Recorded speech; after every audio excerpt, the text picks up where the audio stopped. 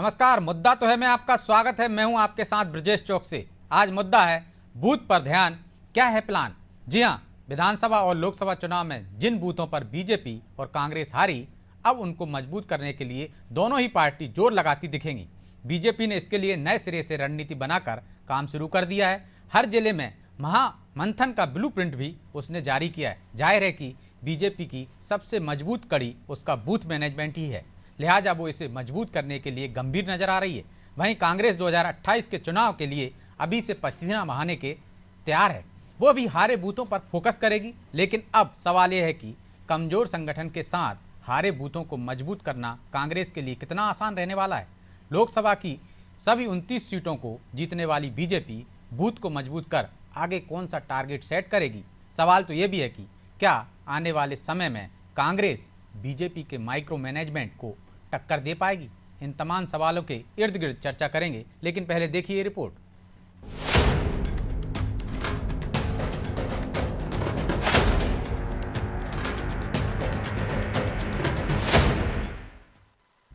हारे बूथों पर अब फोकस, बीजेपी और कांग्रेस दोनों चौकस। भले ही प्रदेश की 29 की 29 लोकसभा सीटें बीजेपी ने जीती हों, लेकिन जिन बूथों पर बीजेपी को हार मिली, अब उन बूथों पर पार्टी फोकस करने जा रही है। नई रणनीति के साथ बीजेपी इन बूथों पर अपनी पकड़ को मजबूत करने में जुटेगी। इसके लिए नए सिरे से काम किया जाएगा। मैराथन बैठकों का दौर भी शुरू होगा। 9 से 12 जुलाई तक प्रदेश के सभी जिलों की कार्य समिति की बैठकें होंगी। साथ ही 13 से 20 जुलाई के मध्य शक्ति केंद्रों का सम्मेलन आयोजित किया जाएगा। बीजेपी का कहना है कि इन बैठकों का मकसद संगठन में और कसावट लाना है।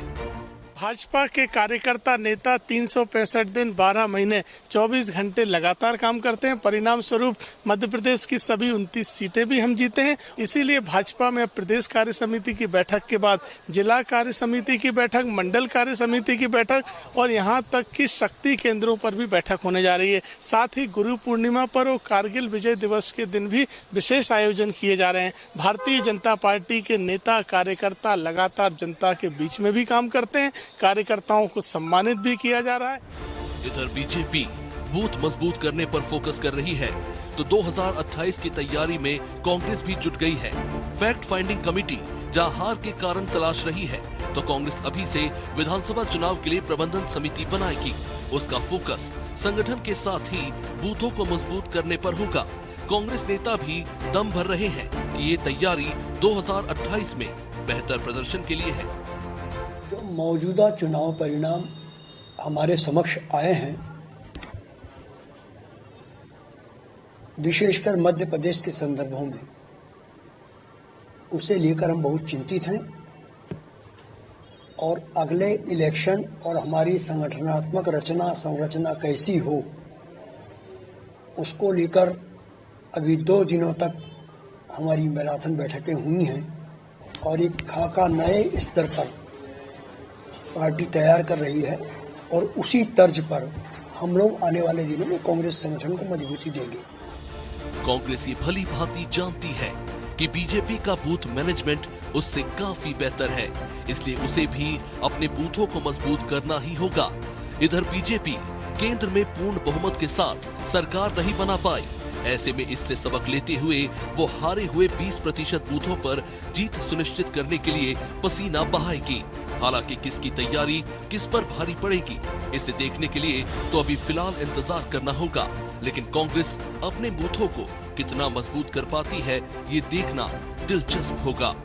ब्यूरो रिपोर्ट, अनादि टीवी।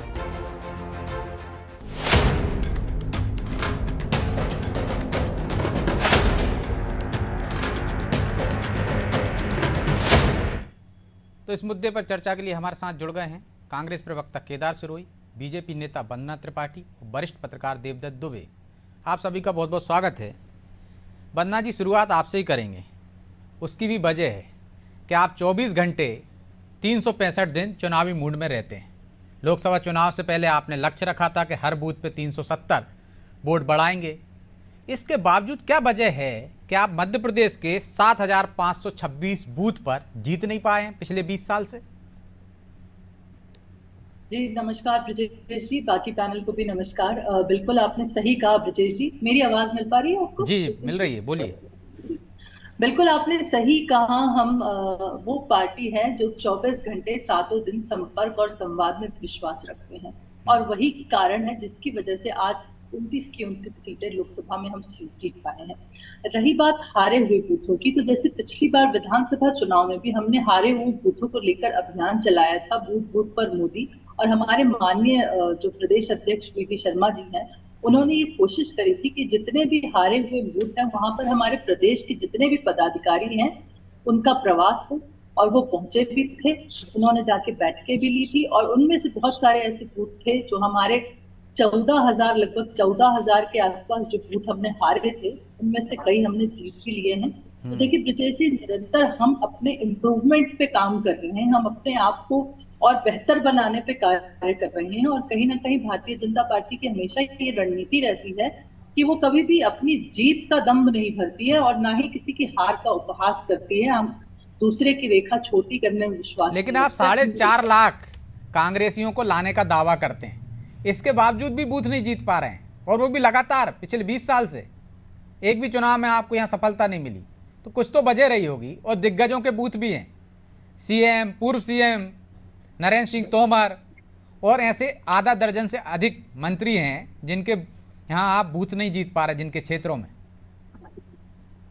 देखिए ब्रजेश जी, अगर कुछ बूथों पे हम मजबूती के साथ नहीं उभर के आ पा रहे हैं या जीत नहीं पा रहे हैं, तो उनके लिए हमने रणनीति बनाई है। आपने देखा प्रदेश कार्य समिति, जो भी विस्तारित प्रदेश कार्य समिति हुई थी, उसमें भी जो मुख्य बिंदु था वो यही था कि हमें हारे हुए बूथों को जीतना है और उन्हें मजबूत करना है। और उन्हें मजबूत करने के लिए ही हमने ये तय किया है कि हम जिला कार्य समिति, मंडल कार्य समिति की बैठकों का आयोजन करेंगे, और हम अपने स्तर पर जितनी मेहनत हो सकती है उससे ज्यादा करने की कोशिश करेंगे। और आगामी जो अगला चुनाव है उस तक ये कोशिश करेंगे कि जो हमारे हारे हुए बूथ है उस पर हमारा जो भी बूथ लेकिन लेवल बन्ना जी, अभी तक माइक्रो बिना मेहनत के भी आप उनके वोट प्रतिशत में सेंध नहीं लगा पाए।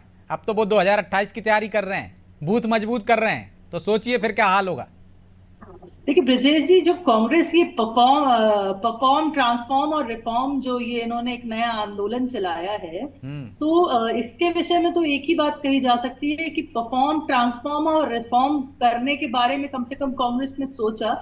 लेकिन मुझे ऐसा लगता है उससे पहले जीतू पटवारी जी की अपॉलॉजी होनी चाहिए, एक माफीनामा होना चाहिए। उन्हें सबसे पहले तो कांग्रेस पार्टी के उन कार्यकर्ताओं से माफी मांगनी चाहिए जो उनकी वजह से कांग्रेस पार्टी छोड़कर चले गए। दूसरा, उन्हें मध्य प्रदेश की जनता से माफी मांगनी चाहिए। आखिर ऐसी क्या फिर तो आप गलती पर थी? भी लागू हो जाएगा, क्योंकि आपके यहाँ से भी बहुत सारे लोग गए हैं, दीपक जोशी से लेके तमाम बड़े नेता चले गए, एक तो विधायक भी बन गए। लीडरशिप में, लेकिन आखिर जीतू पटवारी जी की नहीं, लीडरशिप यही मापदंड है, यही फार्मूला है बंदना जी। तो क्या बीडी शर्मा माफी मांगेंगे? कांग्रेस को लाकर खड़ा कर दिया है उन्होंने। आज उनकी ही पार्टी के नेता, चाहे पवन खेड़ा जी हो, चाहे विवेक तनखा जी हो, जाकर उनके खिलाफ झंडा बुलंद कर रहे हैं, उनके खिलाफ लेटर ले लेके मल्लिकार्जुन खड़गे जी के पास जा रहे हैं। तो कहीं ना कहीं कांग्रेस में इतनी अंतरकलह बची हुई है। आप देखिए, इनकी जो कमेटी बनी है, फैक्ट फाइंडिंग कमेटी, उसमें से कमलनाथ जी का नाम गायब है। तो इनके यहाँ तो इतनी अंतरकलह है कि हमारा काम तो ये लोग वैसे भी आसान कर देते हैं, आपस में ही इतना लड़ते रहते हैं। केदार जी, आपके यहाँ इतनी अंतरकलह है कि उनका काम आसान हो जाता है। और आप बूथ मैनेजमेंट की बात कर रहे हैं, आप ये लगातार आप बात करते रहे हैं। यूथ कांग्रेस को, आपको भी याद होगा, टारगेट दिया था एक बूथ 10 यूथ का, कहाँ गए? क्योंकि आपके हारे हुए प्रत्याशियों ने कहा कि कई बूथ पर तो हमको एजेंट नहीं मिले, तो कैसे करेंगे मजबूत? नहीं, ये बिल्कुल सत्य है। इसको अगर कोई नहीं स्वीकार रहा तो वो अपने आप को भी धोखा दे रहा है और पार्टी को भी धोखा दे रहा है। सत्य है, नहीं मिले थे वो बहुत सी जगह, इसीलिए हम लोग हारे। अगर ये सारी जगह सही काम होता, सब पूरा होता, तो हम लोगों को आज ये इतनी बड़ी हार नहीं मिली होती। और इस हार का जो जख्म है वो हमको दिल्ली तक लगा। अगर यहाँ हम अच्छे से जीत जाते तो आज दिल्ली में हमारी सरकार होती, गांव, गरीब, किसान, मजदूर की विचारधारा की सरकार होती। ये तानाशाही और ये शोषणकारी जो सरकार है, इससे भारत को निजात मिल सकती थी। ये हमारी कमी है, ये तो मानेंगे ना, खुल के मानेंगे। हाँ, पर अब जो है ये चर्चा हो रही है हमारे यहाँ, वो बहुत ही सकारात्मक हो रही है, बहुत अच्छी हो रही है। काफी हम लोग ने फेक फाइंडिंग, अभी मेरी बहन ने कहा उस दिन कमलनाथ जी का नाम नहीं था। अजी बहन, हम वो पत्थर रख के ना जेब में काम नहीं करते हैं, जो उस समय में बैठक में होते हैं ना उन्हीं को ही चर्चा कराते हैं। वो आपके यहाँ की तरह मुझे नहीं मालूम कि आपके यहाँ कोई शिवराज जी नहीं रहे तो उनके नाम का एक कोने में पत्थर रख दो और लिख दो कि शिवराज जी भी थे चर्चा में, माना कि मतलब बैठक में नहीं आए केदार जी, इस कारण उनको कोई जिम्मेदारी नहीं दी, सीधे सीधे कह रहे हैं। देखिए उस दिन जो बैठक में नहीं आएगा उसको जिम्मेदारी नहीं मिलेगी। ब्रजेश जी, आप एक तो मेरी बात सुनते नहीं हो, भगवान जाने क्या मैंने अरे आप ही ने कहा, मैं तो काउंटर सवाल आया था इसलिए मैंने बोल दिया, आपने कहा पत्थर रख के नहीं करते हम। सर मैं ये कह रहा हूं, जब उस बैठक में उस दिन वो नहीं थे, जो मंथन होता था, आपके यहाँ भी आप अपना रिव्यू मीटिंग करते होंगे, जिस दिन जो आपके मेंबर नहीं आते होंगे उनसे उस दिन बाद में बात कर लेते होंगे, अलग अलग रिस्पॉन्सिबिलिटी। उस दिन के हिसाब से वो चर्चा थी, तो उसमें वो उस दिन अवेलेबल नहीं थे, इसलिए उनका वहां पर नाम नहीं था। अब जो उसमें आगे की प्रोसेस आएगी, जो फाइंडिंग्स आएगी, सबके अपने अपने फीडबैक है। देखिए हमारे को यहाँ जो लड़ना है वो भारतीय जनता पार्टी के प्रयोगशाला से लड़ना, वो सामान्य तौर पर यहाँ पर एक स्टेप आगे है। भारत की जो जितनी भी उनकी पॉलिटिकल विंग है वहां उससे एक स्टेप यहाँ आगे, इसीलिए उसको यहाँ प्रयोगशाला कहते हैं। तो उस प्रयोगशाला से हमको लड़ने के लिए बहुत ज्यादा मेहनत की जरूरत है, बहुत ज्यादा स्टडी करने की जरूरत है, बहुत ज्यादा कॉन्शियस होने की जरूरत है। ये तो सब साथ में है। ये फिर दूसरी बात, लेकिन सिरोही जी आप कहेंगे टोक रहा हूं, ये बात आप पहली बार नहीं कह रहे हैं कि हमें संगठन से लड़ना है। कमलनाथ जी भी कहते रहते हैं, जब अध्यक्ष थे तब भी कह रहे थे, और इसके बाद के नेता, उससे पहले के नेता अरुण यादव से लेकर सुरेश पचौरी तक और दिग्विजय सिंह तक, और अब वही जीतू पटवारी कह रहे हैं। तो मजबूत कब करेंगे? कह सब रहे हैं कि हमें उनके संगठन से लड़ना है, उनका संगठन मजबूत है, लेकिन आपका मजबूत हो नहीं पा रहा है। हमने नहीं किया, इसलिए जितने भी नाम लिए आपने मुख्यमंत्री नहीं बन पाए। भाई अगर कर लेते तो अभी हम भी इधर कोई को मुख्यमंत्री कह रहे होते। वो तो सीधा सवाल है कि फेलवर रहे अभी तक हम लोग। अगर पास होते तो यह नहीं कहना होता कि 80% बूथ हम हार गए। ये तो गारंटी है कि पास हो जाएंगे इस बार? मन के हारे हार, मन के जीते जीत। तो अभी तो हम लोग मजबूती से काम कर रहे हैं और मुझे उम्मीद है आसमान में से उम्मीदों पर ही टिका रहता है, उसमें कोई खंबे तो लगे नहीं होते हैं। अजी हमारी उम्मीद भी ऐसी है। हम तो अंग्रेजों से लड़ गए थे ये उम्मीद से देश को आजाद कराएंगे। सब लोग हंसते थे, पर हमने आजाद करा लिया देश को। देश को मजबूत स्थिति पर भी खड़ा कर लिया। जीत जाएंगे साहब, जरूर जीतेंगे। चलिए, बन्ना जी कुछ कह रही हैं। बन्ना जी वो कह रहे हैं प्रयोगशाला चलाते हैं आप, उससे लड़ना है उनको, और आपसे बड़ी प्रयोगशाला बनाएंगे अब वो। जी बिल्कुल, कांग्रेस में केदार जी जैसे नेताओं की और मुखर नेताओं की जरूरत है, जो खुलकर ये स्वीकारते हैं कि उनसे गलती हुई है और आगे की रणनीति बनाने पर विश्वास करते हैं। बहुत खुशी हुई मुझे ये बात सुनकर कि उन्होंने खुलकर ये स्वीकारा कि हाँ उनसे उनके यहाँ मैनेजमेंट में गलती थी। तो आप भी स्वीकार कर लीजिए कि 7,526 बूथ हम नहीं जीत पा रहे, तो हमारे बड़े नेताओं की भी कुछ जिम्मेदारी है। आप भी ऐसा बड़ा दिल दिखा दीजिए। देखिए हमारे यहाँ भारतीय जनता पार्टी में तो देखिए ब्रजेश जी, आप जानते हैं कि सारा सामूहिक कार्य होता है। तो हमारे यहाँ तो जिम्मेदारी बूथ के पन्ना प्रभारी से लेकर हमारे प्रदेश के जो हेड हैं वो सब लेते हैं उस बूथ की। तो हमारे यहाँ बूथ लेवल माइक्रो मैनेजमेंट, अगर हम जीतते हैं बूथ लेवल माइक्रो मैनेजमेंट से तो उसका भी सारा श्रेय सबको जाता है, अगर हम हारते हैं तो उसका भी सारा श्रेय हम सब लेते हैं और हम उस पर कार्य करते। रही बात प्रयोगशाला की, बात हो रही थी, प्रयोग मतलब एक्सपेरिमेंट। तो देखिए एक्सपेरिमेंट करना कई बार अच्छा भी होता है। ये इसलिए मैं कह रही हूँ क्योंकि देखिए कांग्रेस पार्टी ने भी एक्सपेरिमेंट किया था। जीतू कई बार उल्टा दाव भी पड़ जाता है, 400 पार जैसा। जीतू पटवारी जी जैसे एक युवा नेता को जीतू पटवारी जी जैसे एक युवा नेता को कमान देकर कहीं ना कहीं कांग्रेस पार्टी ने एक्सपेरिमेंट किया, लेकिन एक्सपेरिमेंट फेल हुआ। वहीं अगर आप भारतीय जनता पार्टी को देखें तो मोहन यादव जी को मुख्यमंत्री बनाकर हमारी पार्टी ने एक्सपेरिमेंट किया। आप देखिए आज एक मुख्यमंत्री के रूप में वो कितने शुभंकर साबित हो रहे हैं।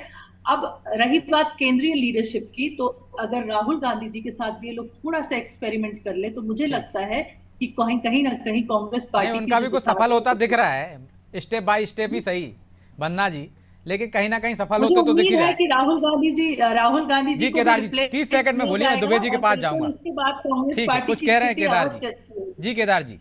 हाँ, मैं वंदना बहन, अभी जो मैच है ना 50 ओवर का, 2 ही ओवर हुए हैं, अभी रुक तो जाइए, अभी चौके छक्कों की झड़ी लगने वाली है, आप नहीं जीत पाएंगे। चलिए, उम्मीद है चौके छक्कों की झड़ी लगनी भी चाहिए दुबे जी, लेकिन कमजोर संगठन है कांग्रेस के पास, बूथ मैनेजमेंट की वो लगातार बात करते रहे हैं। क्या इस बार आपको कुछ बदली हुई कांग्रेस दिख रही, और आपको लगता है कि यदि 2028 की वो तैयारी कर रहे हैं तो निश्चित तौर पर वो बीजेपी को टक्कर दे पाएंगे?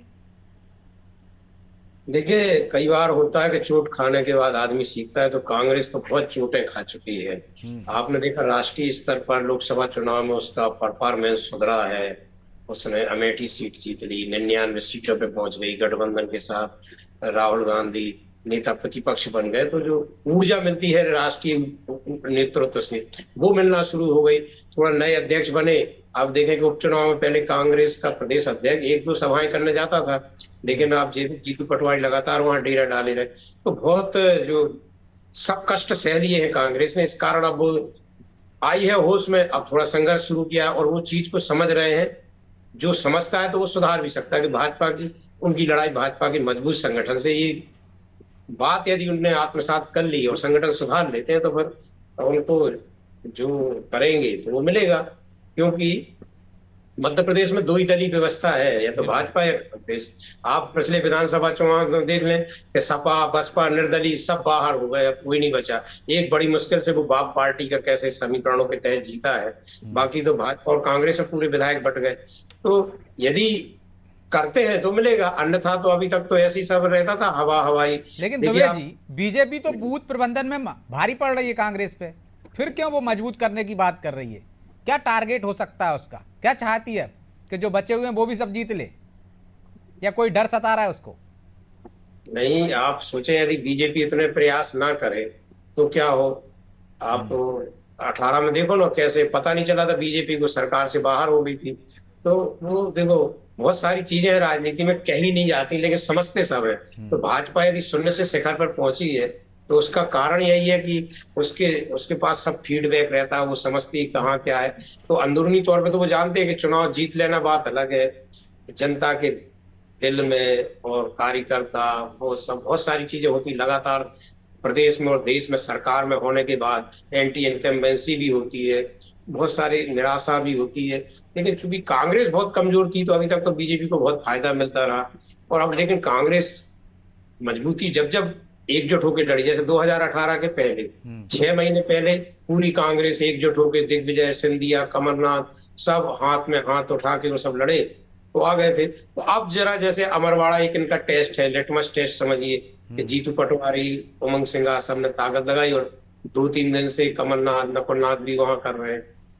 और प्रत्याशी चयन भी पहले कांग्रेस में ऐसे ही होते थे, इस बार प्रत्याशी चयन भी ऐसा हुआ कि वो समझ गए कि भाजपा आस्था का भी सहारा लेती है, चाहे अयोध्या का राम मंदिर मुद्दा हो, महाकाल काशी विश्वनाथ जो भी है आस्था से जुड़े विषय में, तो उसने आचलपुर दरबार का टिकट दे दिया। तो ये जो सीखता है ना आदमी कि आप ऐसे तो हम ऐसे, जैसे राष्ट्रीय स्तर पर हो रहा है वही प्रदेश स्तर पर हो रहा है। तो ये राजनीति है, इसमें कब अप डाउन कब कैसा क्या हो जाए, इसके लिए तैयार रहना पड़ता है। आपका मजबूत संगठन हो, जब आप कोई बात पहुंचाएं तो नीचे तक पहुंच जाए, आपका संदेश पहुंच जाए, आप क्या कहना चाहते क्या करना चाहते। तो ये सब चीजें हैं। तो कांग्रेस यदि यही सब करेगी तो क्या है, उसको भी करेगी, लेकिन अभी तो दूर की कौड़ी लग रहा है केदार जी। अमरवाड़ा में टेस्ट है आपका, फाइनल तो 2028 में। ये टेस्ट बताएगा कि क्या रणनीति आपकी कामयाब होती है। अब तो आप आस्था का भी सहारा लेने लगे हैं।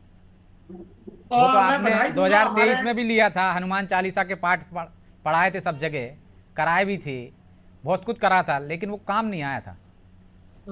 बधाई दूंगा मैं हमारे प्रदेश अध्यक्ष जी को, जो जितनी मजबूती के साथ में उन्हें चुनाव लड़ा। भारतीय जनता पार्टी जो सामने से तो लड़ती है, पीठ पीछे भी लड़ती है, लोकतांत्रिक मूल्यों की हत्या करके लड़ती है, पुलिस पैसा प्रशासन का उपयोग करके लड़ती है। उसके सामने बड़ी अच्छी तरीके से हम लोग लड़ रहे हैं। और मैं तारीफ करूंगा हमारे वहां के संगठन की, हमारे तमाम बड़े नेताओं की, जिन्होंने बड़ी शालीनता धैर्य के साथ में लोगों के मुद्दों के साथ में वो चुनाव लड़ रहे हैं। और मुझे पूरा विश्वास है कि जनता हम लोगों को साथ देगी। लेकिन क्या आपको यही लगता है कि लोकतांत्रिक मूल्यों को खतरा मध्य प्रदेश में ही है? राजस्थान में आपकी सरकार थी, छत्तीसगढ़ में आपकी सरकार थी, और आप यहाँ कह रहे हैं कि पावर पैसा और प्रशासन का उपयोग कर लेती है। तो आम चुनाव में तो ऐसा होता नहीं है। उपचुनाव की बात छोड़ भी दी जाए तो कौन से चुनाव में भारतीय जनता पार्टी बिना पैसे के चुनाव लड़ती है सर? ये तो ठीक बिना है, पैसे के तो कांग्रेस भी नहीं लड़ती है ना। वो जहां 100 रुपया खर्चा करते हैं वहां हम लोग 5 रुपए ही कर पाते हैं। ये सबको मालूम है। आप क्या ऐड भी नहीं दे पाते हैं सर? हमारी तो ये गरीबी की हालत है। वो खूब उनके ऐड तो चले दिन भर आपके। फ्रंट पेज पे चलते हैं सब छोटे छोटे। कहीं गरीबी में कहीं एक आधी जगह आ गया होगा सर किस्मत की जगह, बाकी तो बहुत स्थितियां। हम लोग पैसे बिजनेस पॉलिटिक्स नहीं करते सर, हम सोशल जस्टिस की पॉलिटिक्स करते हैं, जनता के मुद्दों की बात करते हैं, जनता के अधिकार की। अब जो इन्वेस्टमेंट करेगा 10 करोड़ 15 करोड़ तो सर कमाएगा भी इधर से ही ना। उसी के कारण तो पुल आत्महत्या करते हुए मैंने सुना है सर। हवाई जहाज की वो जो बैठ जाते हैं, मैं तो कम ही जाता हूँ, कभी कभी बैठ पाता हूँ ऊपर वाले उसमें, पर उसमें भी छत गिरने लगी है सर। अभी तक तो गांव में की सुना था, वहां तो सुना वीआईपी लोग आते हैं सर, बड़े बड़े लोग आते हैं। तो देखिए मोदी जी किसी से भेदभाव नहीं करते ना केदार जी।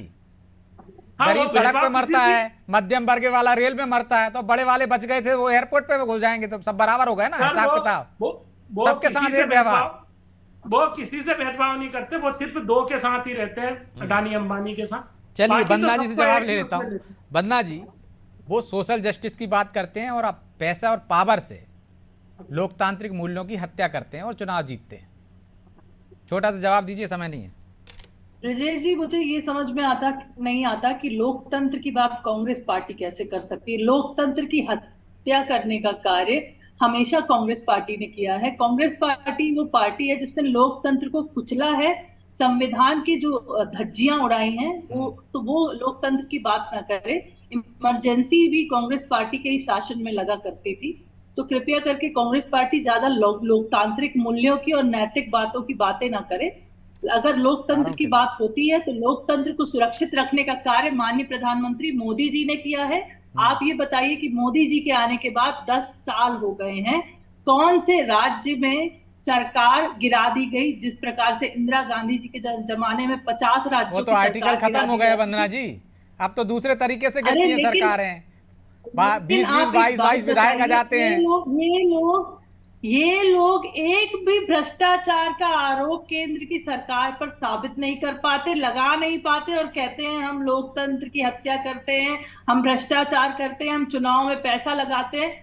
हम लोग अगर मेहनत से चुनाव जीत रहे हैं तो ये लोग उसको पुलिस प्रशासन इन सब चीजों पर क्यों नहीं ले जाते? ये क्यों नहीं देखते कि हमारा बूथ का कार्यकर्ता 5 साल वो मेहनत से चुनाव जीतते हैं केदार जी, और आपातकाल लगाने वाले लोग लोकतंत्र की हत्या की बात तो कहने नहीं चाहिए उन्हें। ठीक है, समय नहीं है, जवाब ले लेता हूं। मैं सर थोड़ा सा अपडेट कर दूं कि वो बाला साहब देवरस जी थे आरएसएस के प्रमुख, भारतीय जनता पार्टी के बहुत प्रमुख माने जाते हैं। आरएसएस मतलब सुप्रीम, वो हमारे पक्ष में थे इमरजेंसी में। अब न जाने क्यों अभी कौन सी नकली भारतीय जनता पार्टी है ये जो विरोध करती है। तो मतलब आप मानते हैं कि अच्छी थी इमरजेंसी लगाना? बाला साहब देवरस ने तो खुल के लेटर लिखे हैं साहब, दुबे साहब बता भी देंगे। एक नहीं 35-40 लेटर लिखे थे पहले से लेके बाद में तक।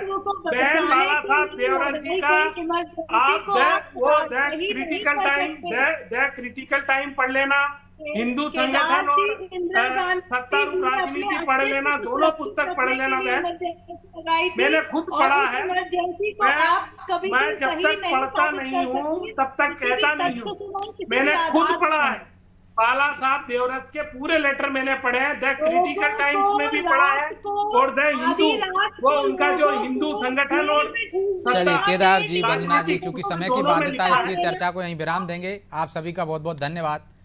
तो निश्चित तौर पर बूथ मैनेजमेंट की बात चल रही है। बीजेपी अपने बूथ को लगातार मजबूत करती जा रही है, लेकिन उसे भी सोचना होगा कि लगातार सत्ता में रहने के बावजूद वो 5,500 बूथ क्यों नहीं जीत पा रही। और कांग्रेस के सामने ज़्यादा बड़ी चुनौती है कि वो लगातार हार रही है। यदि वो अभी से 2028 की तैयारी कर रही तो निश्चित तौर पर चिंता तो बीजेपी को भी करना होगी कि बिना मेहनत किए कांग्रेस अब तक उनको टक्कर दे रही थी। यदि वो 2028 की अभी से तैयारी कर रही है तो निश्चित तौर पर बड़ी चुनौती दे सकती है। लेकिन दोनों का ही मैनेजमेंट कितना कामयाब होता है, किसका किस पर भारी पड़ता है, ये तो आने वाला समय बताएगा। बहरहाल मुद्दा तो है। मैं इतना ही, मुझे दीजिए इजाज़त और आप देखते रहिए अनाजी टीवी। नमस्कार।